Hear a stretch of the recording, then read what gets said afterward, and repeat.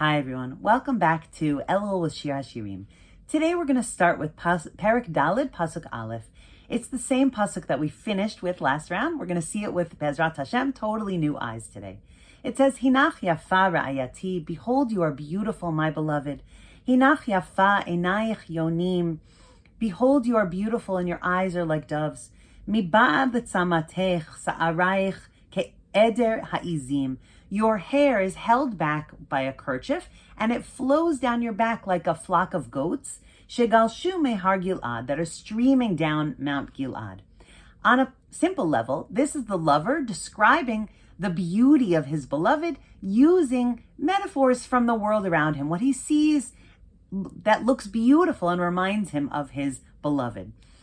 Chazal take those words and they delve so deeply into them. It's so beautiful. They say, when a woman holds her hair back with a kerchief, so the kerchief and that bunch of hair kind of becomes like an adornment for her. And this is compared to the Sanhedrin, which kind of resided in the back of the Beis HaMikdash and became, therefore, an adornment on the Beis HaMikdash. And there's a beautiful concept connected here because we all know this idea of how the Beis HaMikdash was a building and therefore had a finite amount of space. And yet when all of Am Yisrael crowded into it, it wasn't crowded at all. We know that the times when we have to, bow down on the floor and prostrate ourselves, that all of a sudden, miraculously, there was enough space for everyone. So how did that happen?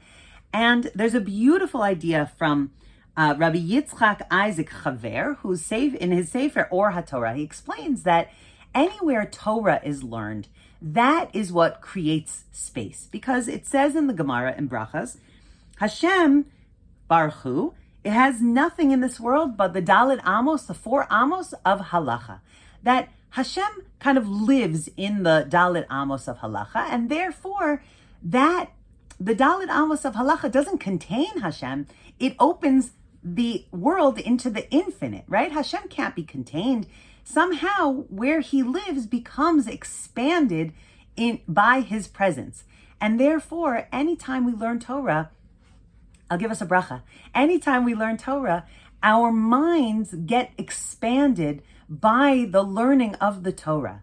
So what Rabbi Yitzchak Isaac is saying is that the Torah learning in the Sanhedrin actually was what led to, or what enabled the miracle of the expansion of the space of the Beis HaMikdash.